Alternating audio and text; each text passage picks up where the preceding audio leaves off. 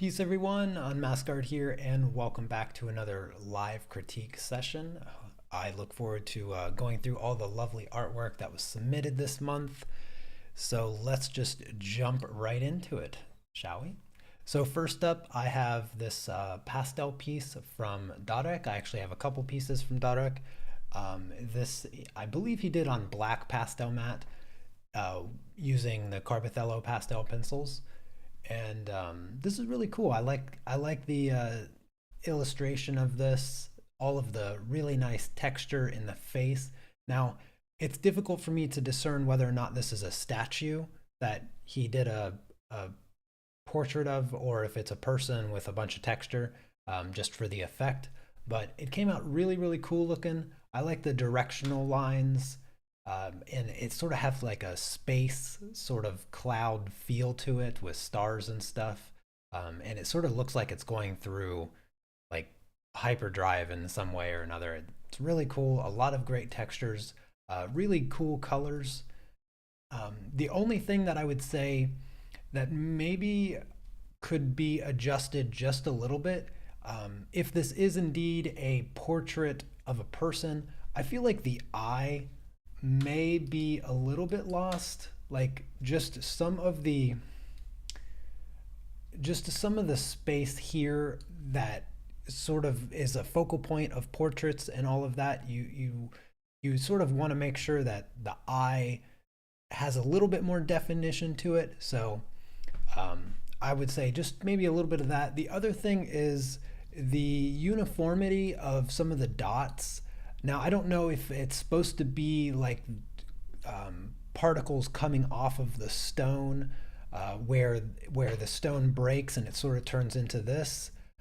It's just a little bit too uniform, so you want to make sure that you, in these little dashes, these little textures, you don't get too uniform with your pattern as far as applying the dots. Other than that, it's really, really cool looking, and I appreciate the submission. This is Dodek's other piece, and this one's really, really cool. As you can see, it's like a really, really hot iron, like piece of iron, probably sitting on an anvil, if I had to guess.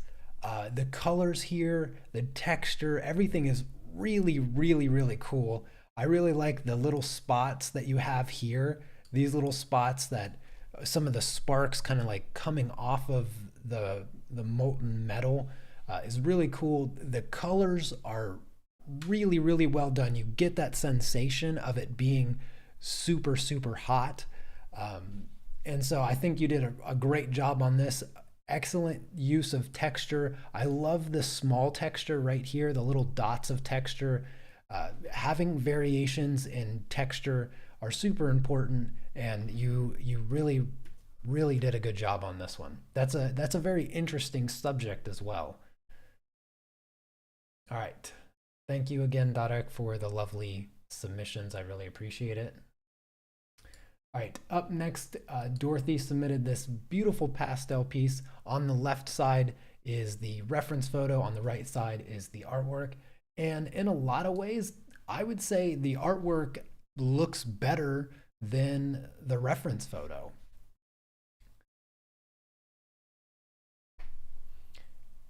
I did some color correction, so Dorothy, if you're in chat, make sure you let me know.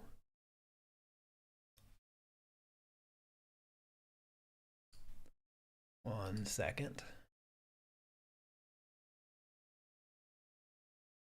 But this was actually one of the things that I wanted, sort of made me want to come up with the title of today's live critique.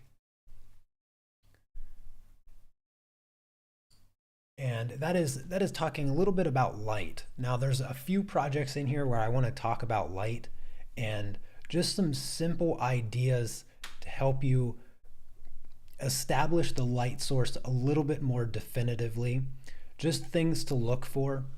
Now, when you're doing a project like this, it's really, really easy to get overwhelmed with how many different elements are in the scene. You have the bush, you have the statue, you have the tree in the background, you have this bench, you have some of these foreground flowers, and sometimes we get so caught up in doing each of those individual elements that we sort of forget the overall theme of the light that's happening.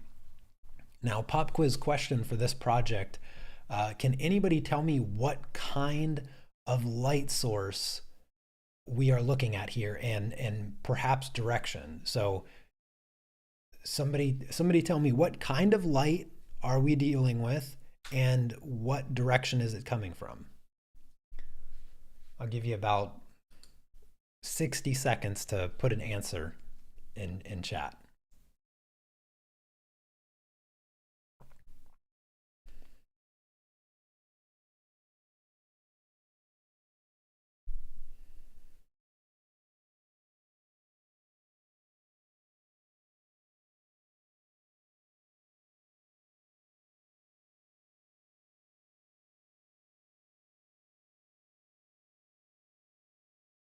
Anybody have a guess?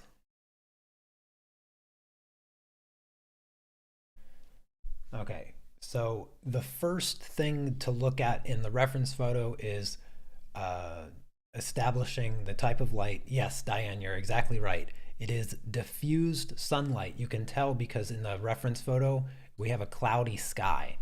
And the other indication that it is diffused is that we don't have any hard shadows. So with diffused light, you're going to get really hard cast shadows, or from direct sunlight, you're going to get really hard cast shadows. And you can tell from how soft the cast shadow is from like here. The cast shadow is along the left side here, and you can see just how soft it is. And because it's soft in the reference photo, you're obviously going to replicate that softness in your artwork. However, the softness of it sort of takes away a little bit of the three-dimensional quality. Now, when we look at the reference photo, we can tell it's three-dimensional. There's a lot more information in the photograph than the artwork. And that's where you sort of just miss the mark a little bit, Dorothy, with the depth of your shadows. So if I'll just take this dark gray color here, and I'm going to come up here to the head, and I'm going to establish this shadow here underneath the chin a little bit, and then maybe underneath the hair, across the face, like this, and perhaps underneath the eye and the nose.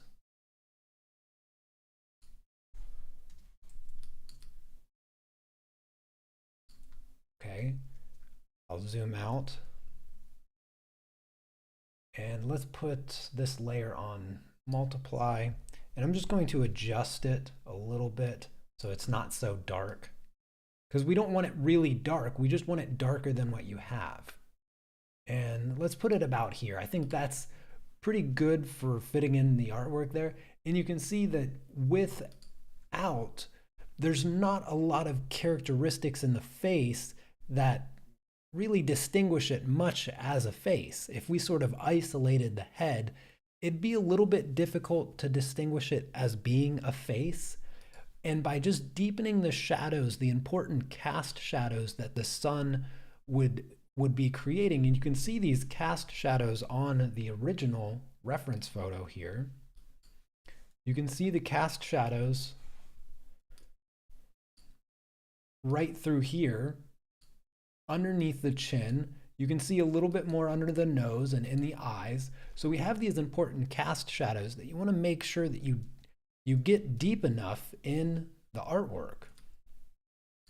You want to make sure that you get that in the artwork as well. Another example, let's see here.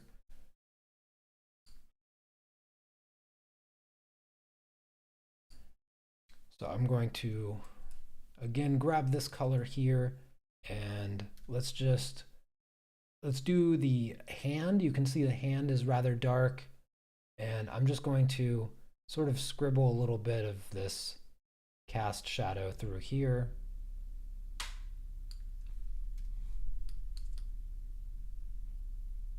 Like that. Let's lighten it up a little bit to make it match the head. So nothing too crazy. And I'll just, for the sake of it, I'll blur it so it feels a little bit more natural. So just add a little bit of blur to it so it's not so harsh. Oops, might be a little bit too much. There we go. So by adding that shadow, even if you create the shadow a little bit darker than the original, at least in the artwork, it's going to have a bit more, it's going to add a little bit more depth and establish that light source a bit better. And so here's before, here's after with just a few little shadows deepened, and it's going to make a really big difference if you do that overall the entire statue. Not only is it going to make the statue more three-dimensional, it's going to increase the range of values that are happening in the statue, and it's going to make the statue stand out more against the background. Now, also talking about the background, you really enhanced the saturation of this bush here and the top part of the tree. If you look at the reference photo isn't very saturated in the tree. You have this really, really bright yellow green, whereas the brightest yellow is sort of like here in the reference photo. So you're increasing the value and the saturation. Same thing with the bush. You have this really, really bright green. Looks like the same that used in the tree, which isn't necessarily bad, but you can see the green here is more of like a dark mustard yellow. By changing those colors, you change the relationship between the foreground and the background. In the reference photo, you have a very dark background, sort of a dark backdrop behind the really light statue. That dark backdrop helps push the statue forward, where as by increasing the value, the brightness, and the saturation of your background in the artwork, instead, it sort of brings those objects more forward. So they're sort of competing with the attention of the statue. So you want to be careful with making those changes. It would have been perfectly fine to bump up the saturation a little bit, maybe enhance the greens or enhance the yellows a little bit, but I feel like you might have overdone it a little bit, because I don't think the importance of this bush is that great. I think that this bush, probably not that dark, I think this bush probably doesn't deserve so much attention on it.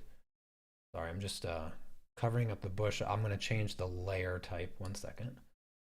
Let's see. Let's just try to find something that tones down the bush. There. That tones it down a little bit. It's a little bit more yellow.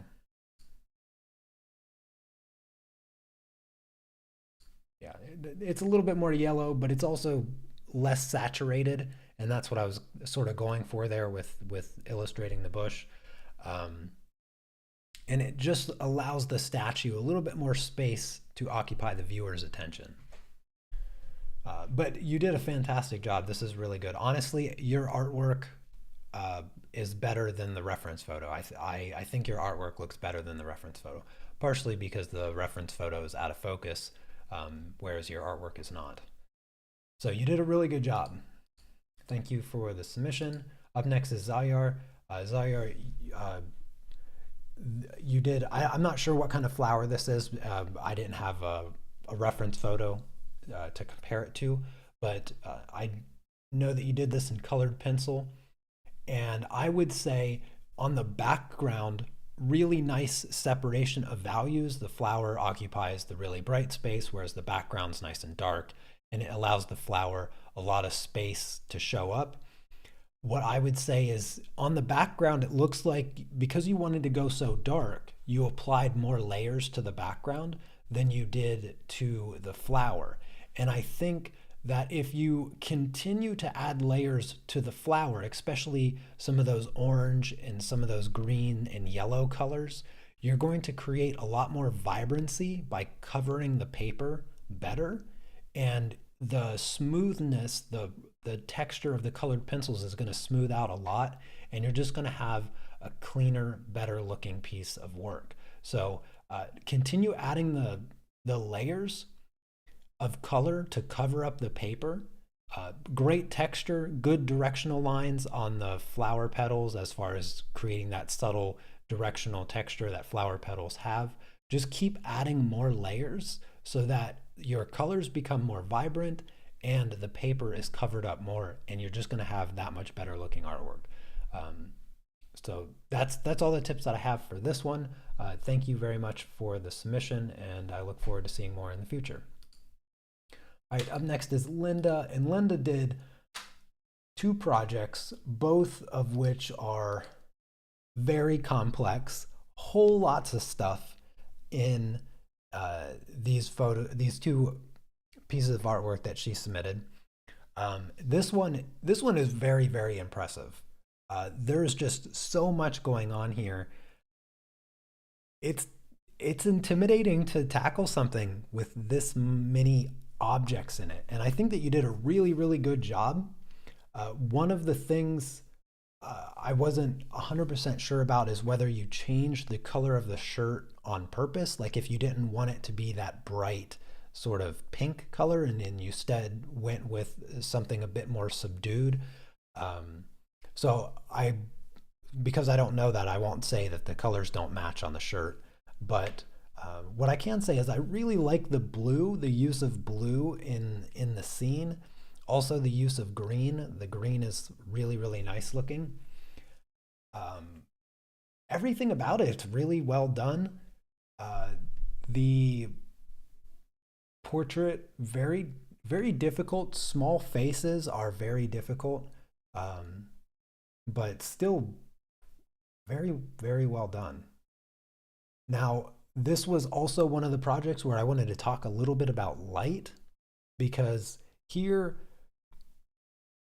there's a lot of shadow. Almost the entire scene is actually in shadow. And because of that, everything sort of looks dulled down a bit. And then you have these little areas of splashes of light coming through the trees. You have it established a little bit with these little patches of light behind your subject. The only problem is all of your other subjects just don't get dark enough. So if I take one of your colors here and I'm just going to cover up everything in the foreground, including the portrait. So everything in the foreground, right up here. I'm going to leave the background alone. I think the background's pretty good, and it's not nearly as important as the foreground here. So I'm going to cover up everything. Give me a second to do this. Really broad, creating a silhouette of your foreground. That's the idea here. And let's just multiply this, and let's get a nice value, but nothing too dark. I don't want to change it to an extreme. I don't want you to feel like I'm changing it too much. I am just going to add a bit more depth to the scene. And so the difference is this. All of the colors in the foreground, if they were just darker, it would look like this. And you can see that by making those just that foreground sort of framing, you have this doorway made of stones, some of these flowers in the ground. You can see how much more light shows up in the background. You can almost feel the light coming down through the trees and hitting in the back. And then on top of that, if I come in here and I erase where you put these highlights, right? You have the highlight on the shoulder here. So if this is just your original color that I'm bringing back, so I'm erasing, I'm erasing where I put the shadows. I'm not sure what the, yeah, so down here on the forearm like this, sort of like that. A little bit on the shoulder right here, maybe a little bit on the hat.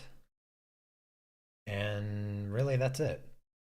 So what I've done is I've darkened that whole space, that whole foreground framing, with the exception of where those little spots of highlights pop up, like on the shoulder and on the arm and on the hat.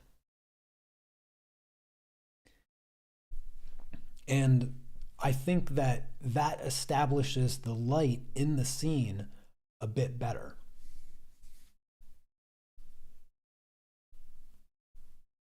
Yeah. It can be very tricky to do this in the middle of the artwork. Like you have the line art, you're starting to fill in the colors. You're working on white paper. I presume you're working on white paper. And this can be really tricky. You have a ton of textures, like even I love the detail in the wall back here with all the crisscross wood and stuff like that. The bricks and the windows, you have a ton of stuff that you're filling in, which makes the artwork hard all by itself. So to establish this light also makes it very, very difficult, especially considering you're working with colored pencil.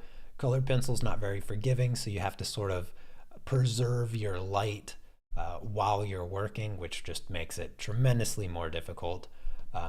But I think that regardless, even with the original, it's very, very impressive and it's very, very well done. You just want to keep in mind that sense of light in the future. And the same thing is true with this project as well. There's a lot less light really happening in this scene, but again, love the colors, love the composition, the subject. I love the use of blue. It's just this one area, which I'm sure you're well aware of, this one area right here in the reference photo where you have the light spilling through over top of the chessboard. This is very difficult to do because you have to deal with every single individual checkered piece, you know, every single square on the chessboard. And that light source, I can maybe do it artificially. Let me just I'm gonna just do this. So I'm gonna just try to do it artificially really quick. Let's go here. Let's turn this to white and maybe soft light. Vivid. Let's see. Yeah, it's sort of like that.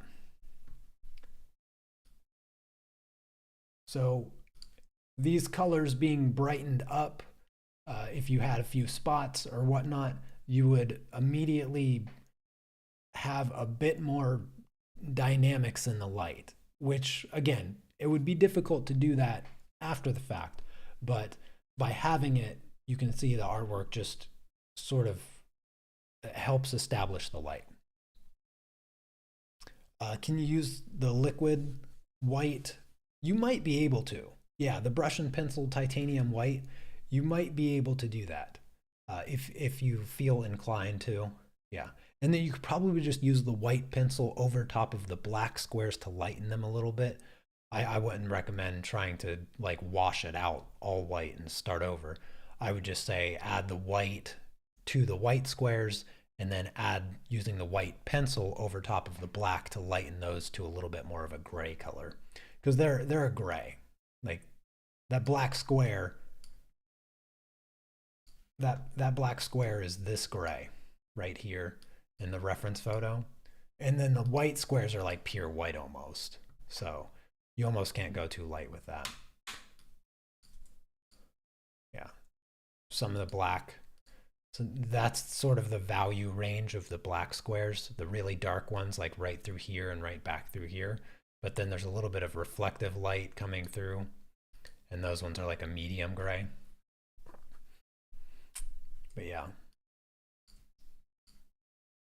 Optical illusion, this is a black square, and it's the same value as the white square. It's like the same thing. Kind of funny. All right. Thank you very much, Linda, for the submissions. They're really great. And they're always good to talk about. Yeah, going dark enough, it's a problem we all suffer from. Even I do it. Even I do it. This one here is Diane's waterfall landscape art club project we did about a month and a half ago. And this one came out really good, Diane. All the colors, all the textures look really good. The waterfall looks good. Very smooth colored pencils. So plenty of good layers. I think great branches over here coming over the waterfall. You know, that can be a little scary at times. I think some of the branches could be a little bit thicker. So, you know, branches, they get thinner as they get longer. And so towards the base, adding an extra little layer of colored pencil just to thicken them up a bit will help make them look a bit more real and stand off the page just a bit. The tree here is good, and what you want to try to avoid, you can sort of see a lot of clumping in the shape, so you want to break that up by extending the texture in smaller parts outside of it. So what I mean by that is if I take a little bit of this texture here and I put it up here but smaller. Hold on, let me get it smaller. So like smaller bits of that texture kind of creeping out, so it doesn't feel so it doesn't feel like a solid shape. Just a few areas, and then also maybe a bit more texture overall in the leaves, just to help it feel a little bit more like leaves, because the tree sort of is competing with the waterfall in the original reference photo. And so a bit of extra texture in the leaves goes a long way to help it just look more like tree leaves. Also, this area was probably one of the trickier spots. This whole section here, very, very tricky with all of the thin branches. You can almost barely tell exactly what part is the tree and what part is the background. And I think maybe just defining some of the tree branches a little bit more using black. So if I come in here a little bit, and let's just grab lasso tool, and I'm gonna just chunk out a few pieces, like triangular shapes. So something like this, and I'm just doing like sort of scribble triangle-esque shapes, nothing too fancy. And I'm just going to take my brush, and you can see that I should have done that. Hold on a second. Let me do this on a different layer. So you can see by adding just a little bit more holes showing through for the background, it goes from sort of something that you can't quite figure out what is happening to something that when you look at, you're like, oh, okay, it makes a little bit more sense now. There's more branches coming across, and they're just crisscrossing, and there's just a bunch of branches there. So by defining a few more distinct triangular shapes, you sort of create those crisscross branches just a bit better. And I just made those triangles up. I didn't try to do anything particular, just a random set of triangles.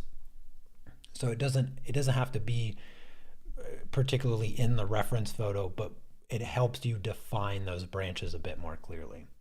Other than that, it looks really great. You could have also used a little bit more texture in the rocks right through here. These rocks, maybe just a little bit more texture. Great layers.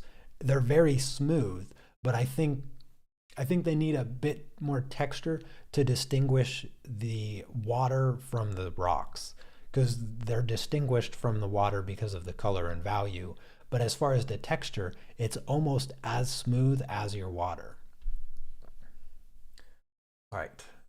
Thank you, Diane. Very much appreciate that. Up next is Marcy. She has this adorable watercolor picture. And this one, this one was also one of the projects I wanted to discuss the light a little bit. So can anybody tell me the light source and direction of the reference photo? Tell me what kind of light it is and where it's coming from.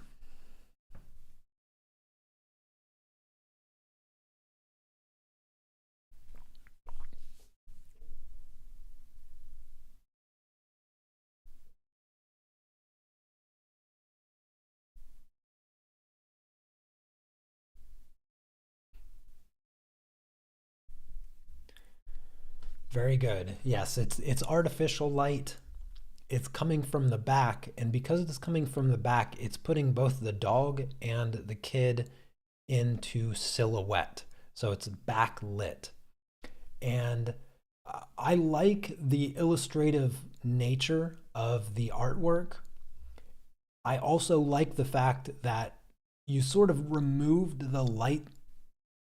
You don't have a backlight. Um, you sort of don't have really any light. It's sort of a bit of an ambient inclusion. You sort of just have a more two-dimensional take on the original, Marcy. And I'm not sure if that was your intention, but it brings up a good point that I wanted to discuss, which is why I'm talking about the light in the reference photo. It's sort of absent in the artwork, which could very well be intentional, and I think it looks really good intentionally removed. But there's two options that you could take with this artwork to maybe make it stand out in a different way. It's not better or worse or right or wrong to do it the ways that I'm going to show.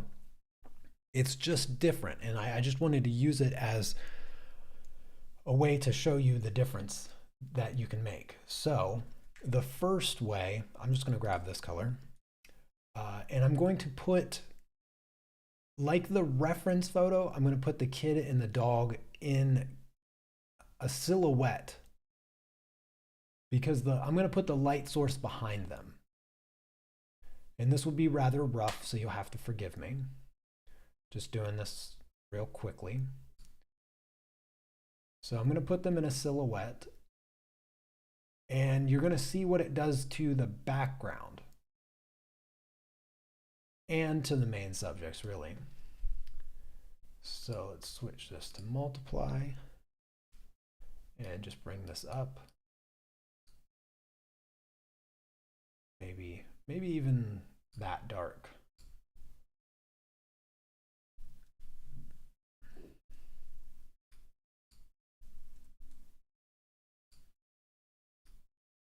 So I'll give them a little bit of rim light, because I think that's a good part of the reference, is you have that nice rim light sort of helping separate them from the background. So this here, I put them in silhouette, and what it does is it makes your main subject darker than the background.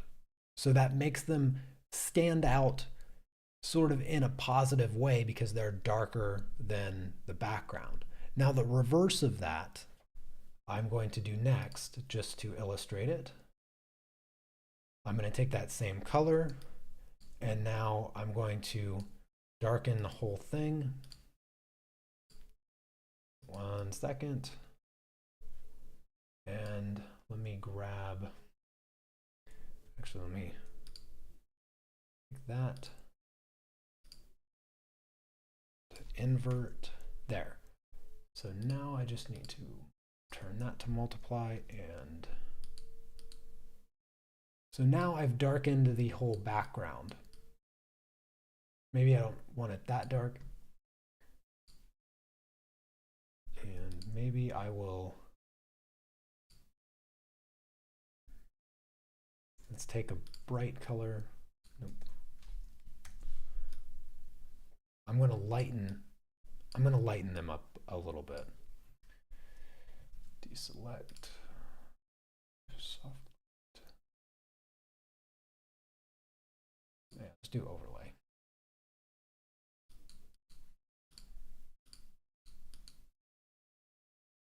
So this is the opposite.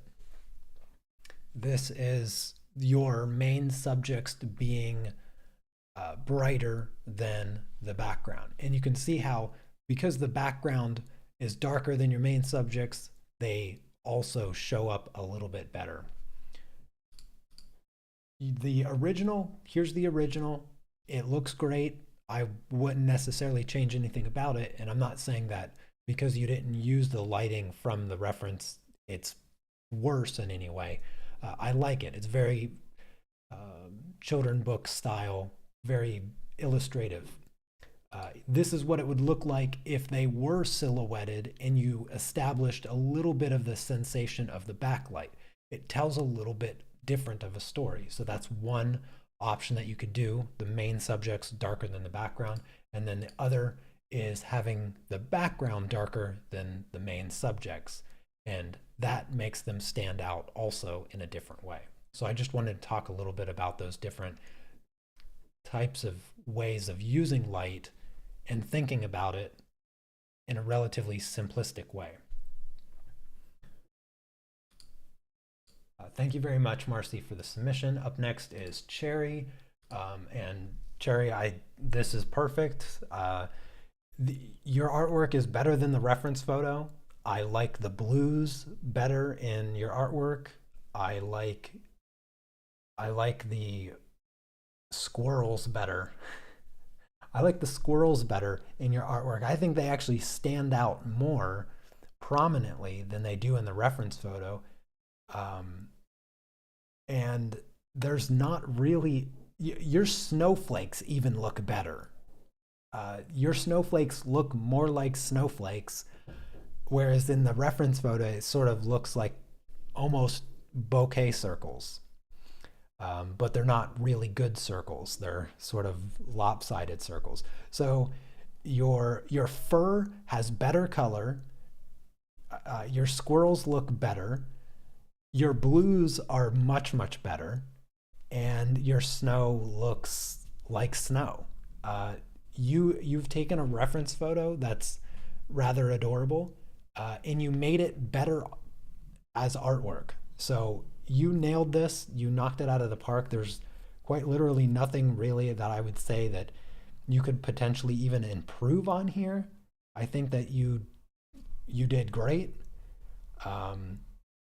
Really good job on not mixing the orange and the blue from the light source.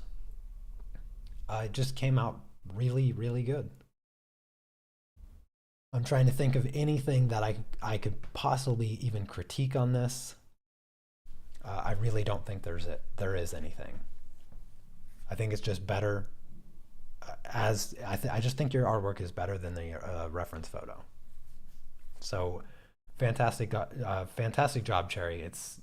It truly is really great. All right, up next is Tina, this lovely watercolor piece. And I think, if I'm not mistaken, Tina, you also did a watercolor piece last time too, of a similar flower.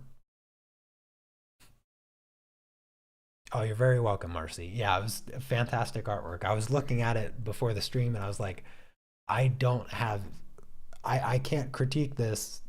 I can only praise it because it was just really, really well done. So you should be very proud of that. I hope it's hanging up somewhere. Nicely framed.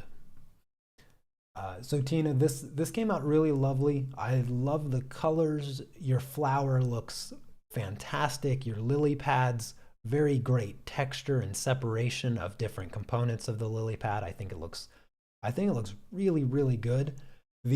There's two things that I would say take away from how good your flower and your lily pads is, and that's the color of bluish purple that you used in the water. Um, the the water in the reference photo is just gray. It's just gray, and I think that it's important to utilize the gray in the reference photo in your artwork. So having more gray water instead of this bright purple blue, I think would have helped your lily pad and your flower stand out even more. I can certainly, let me just illustrate. If I remove all the color from the water, or actually let me do it this way. So I'm going to remove all the color from the water, and I'm just going to bring color back in to the lily pads and your flower. I'm trying to think of what this, I think that's supposed to be lily pad there. I'm trying to not get the blue, but I'm getting a little bit more than I wanted.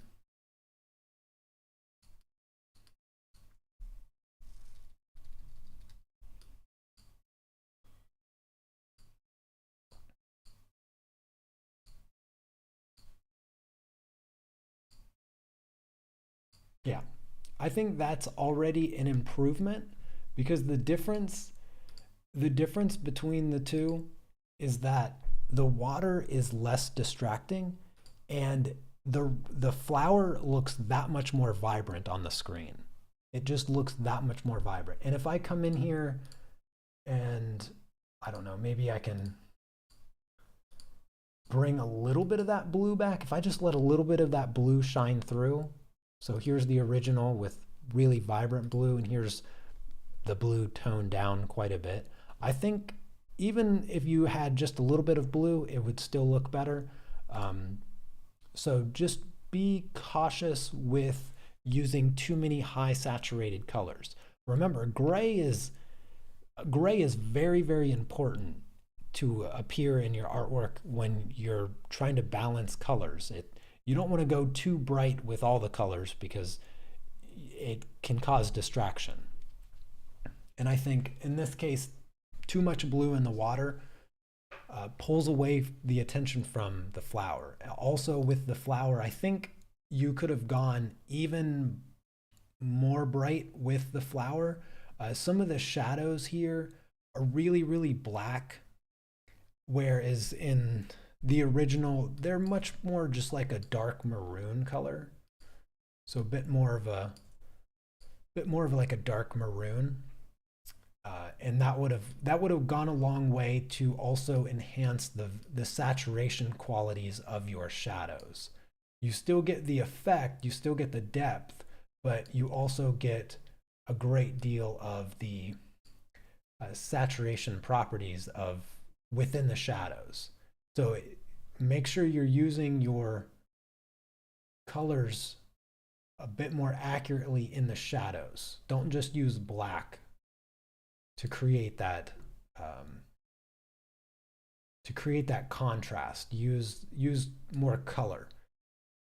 So there's without the maroon, and here's with the maroon. You can just see the flowers starting to get even more colorful. All right, thank you very much, Tina, for the submission. Up next is Susan. Susan did this very lovely pastel portrait. And I must say, Susan, this is the best portrait you've ever done, for sure. I can tell it's a Susan original just from the texture in the hair. I still think about the squirrel chipmunk, the Butters and Toast project we did like 2 years ago or something. And honestly, you made her hair look better in the artwork than the reference photo. And let's be honest, the reference photo is not doing you any favors. It's pretty rough picture to work from. You know, not the highest quality picture. Really, really good eyes. You did fantastic on the eyes. I truly think this is the best portrait you've ever done. The textures in, I don't know if it's supposed to be a whole dress of flower feathers, or if it's just like one of those big boas that people used to wear. But I love the texture. The texture is really, really good. Um, the skin tones, the skin tones could be a tad bit better, a little bit more richness in the shadows, but overall, not bad. Also, a little bit more separation of the mid-tone skin colors and the highlights. Now, that's something that you'd have to be pretty good at in order to recreate from the reference photo you're using, since the reference photo isn't like the greatest quality. Uh, but I think that you did pretty good with what you had, for sure. Um, yeah, you definitely did good for what you had.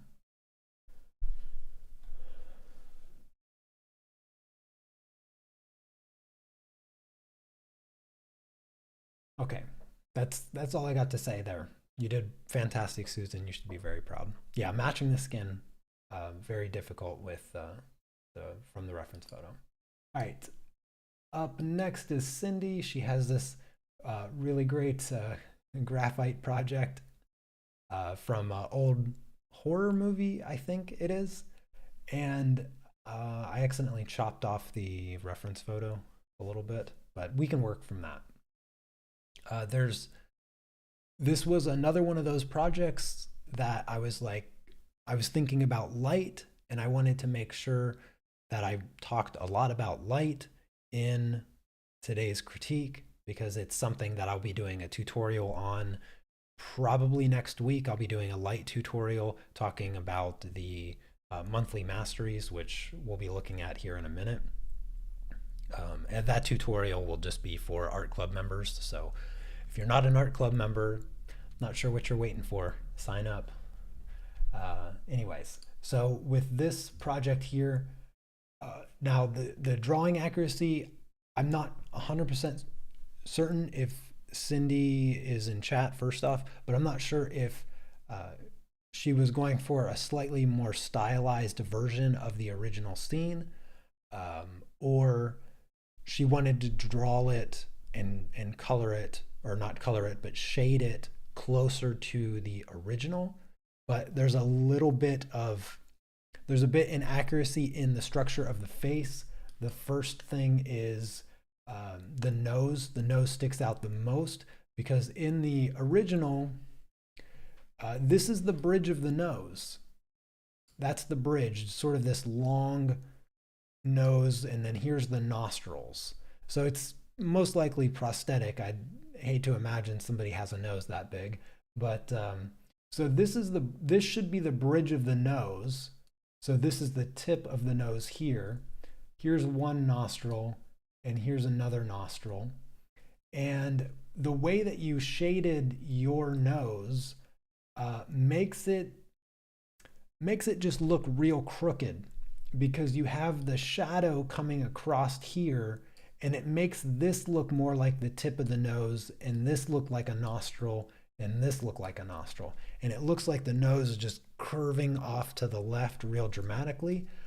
So you got to be careful with that. The important feature of the face in general is that you have this shadow that comes across the forehead, comes down, establishes the bridge of the nose. It comes out, comes down, and then you have the nostril, the upper lip. It comes underneath the bottom lip and then across the chin, sort of like this. So let me just take this shape here, and I'm gonna just darken this shape. Deselect it. Let's go here, and so here's the shape that creates sort of the outline of the face and establishes a lot of the shape of the face in general. There's also a little bit of highlight through here. Hold on one second. There. So there's a little bit of highlight right on the occipital bone underneath the eye and the eyelid. And that's what creates the shape of his sort of forehead a little bit, the shape of the bridge of his nose, and the contour and the sort of the thinness of his cheeks. And so that goes a long way establishing the light and the shape of his face.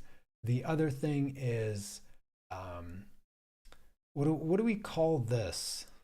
Pop quiz question. What is going on here? What do we call this? What is this, everyone? Can you tell me what we call this? This is a no. I have a tutorial. I have a tutorial for to avoid this. What is this right here? Yes, indeed, Cherry. It's spaghetti hair. It is spaghetti hair. Let's not draw spaghetti hair anymore. I have a tutorial. I'm sure Diane will share it in chat for me, but avoid spaghetti hair at all costs. You can see in the reference photo, it's just a softness because you can barely even tell that there's a person here. And I realized that in your artwork, you wanted to create a little bit more of the illusion that that's hair. He has his hand on top of a woman's head. That's her hair coming down. But spaghetti hair is worse than no texture hair on any day. So don't do spaghetti hair. Focus on the big shapes and get the texture later on. Worry about the texture later on. The other thing about the light in the scene, of course, is you want to, you can see that this dark shape here establishes a lot. This big shadow in the original. And so if you take that big shape and apply it to your scene, and I'm going to work around his head a little bit, and let's just go to like here or something. So apply this big shape here. Forgive the mess a little bit. And let's just allow some of your details to show through, shall we? Oh, that is actually zoomed out. Let's go here. So we can see that the light is coming from the right a bit, and by establishing those shapes of the dark space, you're getting more sensation of the light. So here, if you look at this, you can't really distinguish where the light source is supposed to be coming from. Thank you, Diane, for sharing that tutorial. But as soon as you start establishing the dark shapes that are meant to appear, you're already starting to get a bit more of a sensation of light direction. And in a scene like this, you don't want to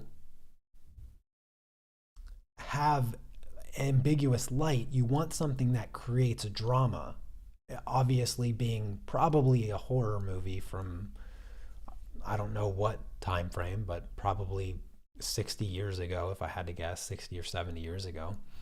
The dramatic lighting creates the drama in the scene. So if you omit that in the artwork, you're sort of taking away from the original dramatic nature of the scene. So just be wary of that. All right, last but not least, we have the monthly masteries. Linda and Diane have a lot of the monthly masteries. If you're not doing the monthly masteries, you're missing out on the opportunity to help strengthen your medium skills period. Whether you do the monthly masteries in pastel or colored pencil or acrylic paint or oil paint, or you do it digitally, it doesn't matter what medium you do it in. It's all about helping you establish an understanding of light and shapes. And then next year, I'll be introducing color, and we're going to be talking about color in the monthly masteries. Next year, I'll probably be making more tutorials for each project, for each monthly mastery. I've only done a couple tutorials for the monthly masteries for these ones, and I'm going to be doing one again next week. So if you've done this month's monthly mastery, what is this? Monthly Mastery 10, do not do Monthly Mastery 10 until I do the tutorial. Or you can do it before and after, like do one, finish it or whatever, the way that you feel is best to finish it, and then do one after I do the tutorial, because I'm going to be doing a tutorial, like I said, next week. So anyways, Linda, your values, your gradients, they look really good. I think the gradient, let me see here, I'm just going to write some quick notes and go over the monthly masteries pretty quickly. This gradient looks just a little bit too sharp. The vampire movie is 100 years old. Wow. Well, it's 60, 70. I wasn't too far off.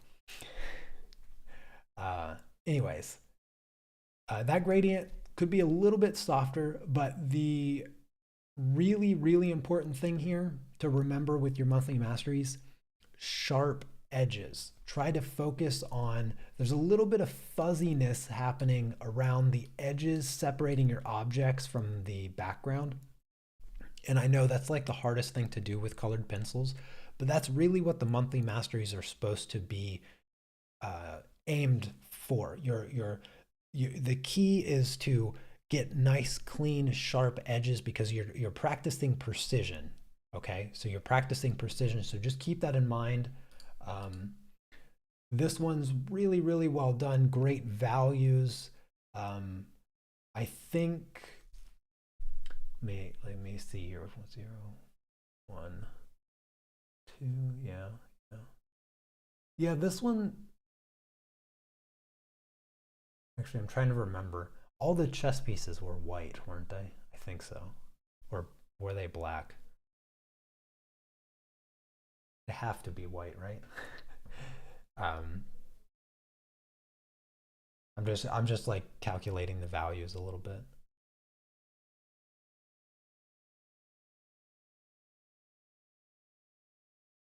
I guess I'm just having a little bit difficult time distinguishing between value 1 and 2 in the actual picture. But again, try to get a little bit sharper lines. Everything looks good as far as values. It looks really three-dimensional. It looks good for sure. I just think that, yeah, I just think maybe trying to get a little bit sharper lines. Otherwise, looks really good. Yeah, that one came out really good too. This is also Linda. She did this one in colored pencil. This one looks better than, yeah, this one looks the best. Much, much sharper lines. I really like the cube. The cube has nice, sharp lines. This pawn in particular looks really good. This right side of the pawn looks really good. It's kind of getting a little blurry here. This pawn, a little bit blurry, but not bad at all. This one also looks really, really good, like as far as the monthly master goes. The values look good.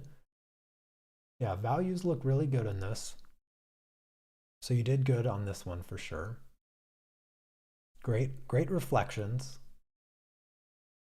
Good highlights. Highlights can be difficult with the colored pencils, but yeah, you did good on this one. Yeah, I understand. Yeah, sharp lines are difficult. If it helps at all, doing some hand exercises before you draw, just sort of warming up your fingers a little bit. I don't know if that will help at all for you, but sometimes, sometimes I will stretch out my wrists as well, just sort of warm my wrists up, warm my fingers up, to help relax my hands while I'm drawing. Because one of the most common mistakes people make is they grip their drawing utensil way too tightly, thinking that if they hold it really, really tightly and they move really, really slowly, that they'll get those sharp, clean lines. But actually, all of the opposite is true. You want a nice light touch with your drawing utensil. You only want enough strength to hold it firmly, but not if your knuckles are turning white, you're squeezing too hard on your pencil. You want your hand to be relaxed. The more relaxed your hand is, the easier it is to move fluidly, and also the less fatigue you'll have in your fingers and wrist. And then also when you're drawing sharp lines, if you try to draw a straight line, and try this on a piece of paper right now. Take your pencil and slowly draw the straightest possible line that you can. Draw as slow as you can and try to make it as straight as you can.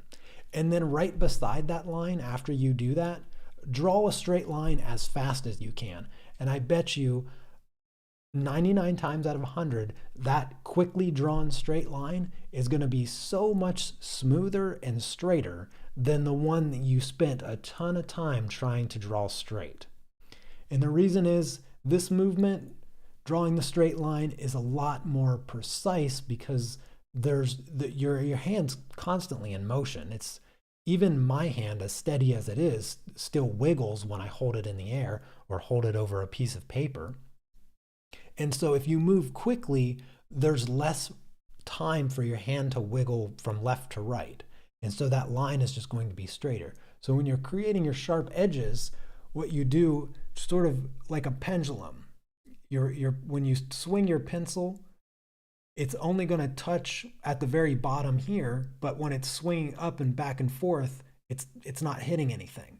So if you are moving your hand like this to draw at a faster pace, sort of like this, you're going to get straighter lines, sharper lines, and you slowly build that sharpness up.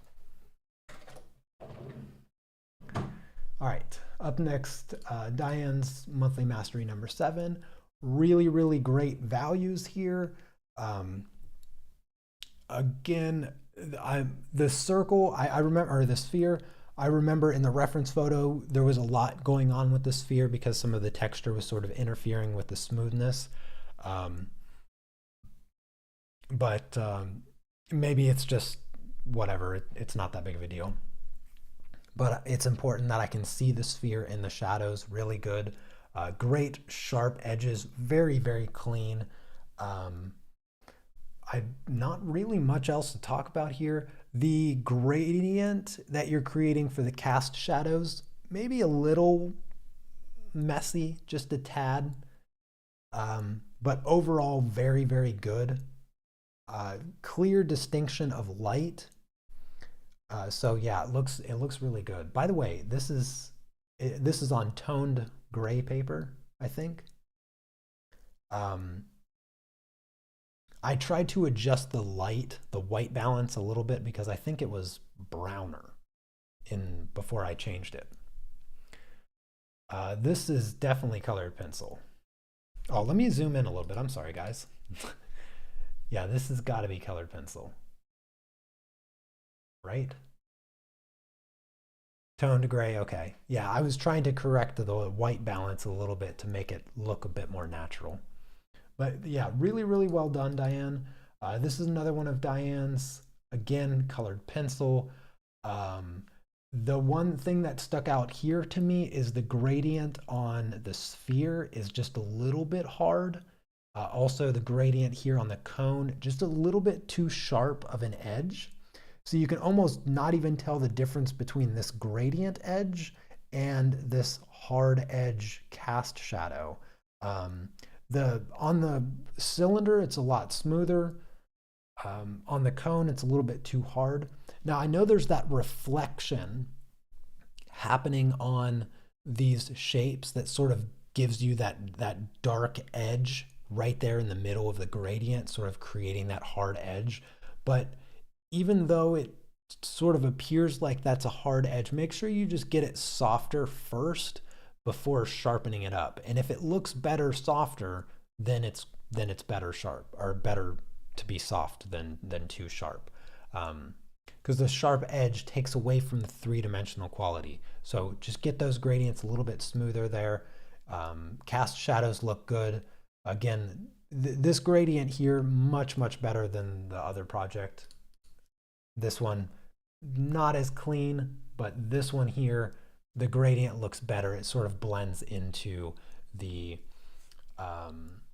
into the background a bit better.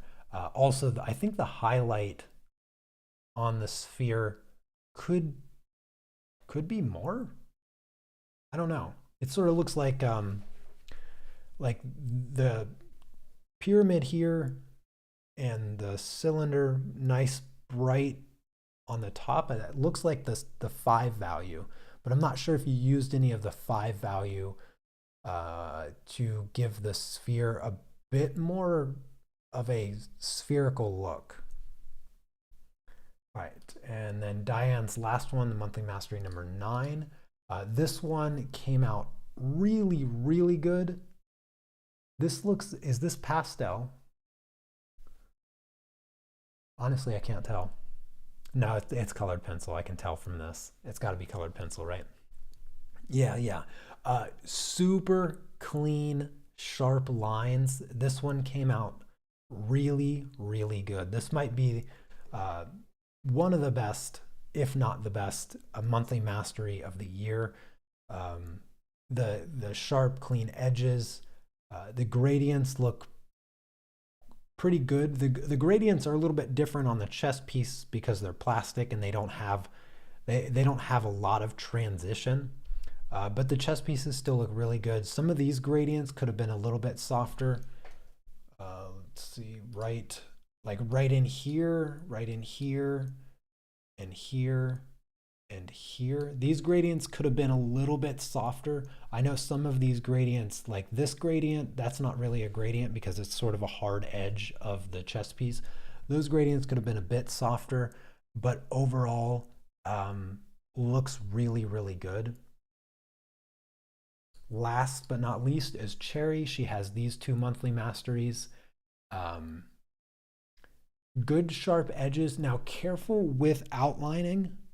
So Cherry, you have a little bit of edges that appear to be outlines from the pencil. So careful with outlining. Like I can see some of the lines of the shapes, like the corner of the cube here. So remember, don't outline, just fill in the shapes. I can see an outline right here as well on this one. So just be careful with the outlines, because you want, when you approach realism, you don't outline things. You instead just fill in the shape. You want to be careful with outlines. Values look good. Again, the gradients a little bit too linear, so just soften those gradients. The cone looks better, but the sphere and the cylinder, the edge of the gradient just a little bit too hard. The gradients on the pawns look really good. The gradients, yeah, see this gradient here? That gradient's really good. These gradients right here and right here that I mentioned on Diane's, those ones look really good here. I am having a little bit difficult time finding all 6 values in this one here. I'm seeing 1, I'm seeing 2. This also looks like 2. Or no, I'm sorry, my mistake. This is 0. This is 1. And I'm seeing 1, 1, 1, 1. I'm not seeing a distinction between 0, 1, and 2. I'm not seeing any 2 values. Maybe no, even this looks like a 1. And then I'm seeing 3, 4, and maybe 5, and 5. So I'm not seeing a 2 value here.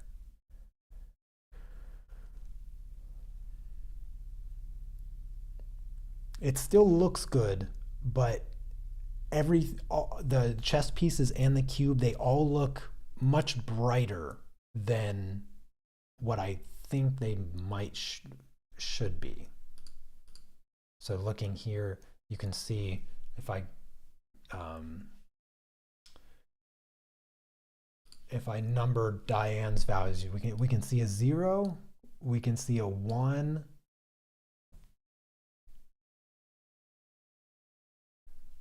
we can see a 2 here, this lighter shadow of the knight. And then we have the 3, we have the 4, and the 5. And the 5 is up here on the pieces as well. So 0, 1, 2, 3, 4, 5. Now, everyone is choosing their own 0 through 5 gradients for these monthly masteries. So everybody's is going to look a little bit different, but this one might need an adjustment on the values that you're choosing for that one. But anyways, the monthly masteries look fantastic. Like I said, I'm going to be doing a tutorial probably Wednesday, Thursday next week. I'll message everybody in Discord, and I'll post that on the website. I'll put that in the monthly mastery for this month, and it should make it a lot easier. It should make it a lot easier. I'm going to explain some things that everyone's pretty much been getting wrong for the past 6 months, that I've sort of tried to jump in and talk a little bit about each time, but next time, trust me, it will make much more sense. But everyone is doing a really good job on the monthly masteries. They are difficult. They're purposefully difficult because they need to be challenging as we progress. They were really easy in the beginning, and I told you they were going to get harder. They'll revert back to being relatively easier at the beginning of next year when I start introducing color. But for now, they're going to remain hard for the remainder of the year. So anyways, good job on all of the monthly masteries. Thank you everyone for the lovely submissions. I always appreciate the time that you put into your work, and I hope that you appreciate my critiques of them and found some of the information I shared today useful. That is going to do it for today. So thank you so much for coming by. Make sure you give the live stream a thumbs up for me, and join the art club if you want. I would love to have you in the art club. You can jump in on these monthly masteries that you see here. And anyways, I will see you all on Monday for the pastel project. Enjoy the rest of your day and have a great weekend. And I'll see you next time. Take care. Peace.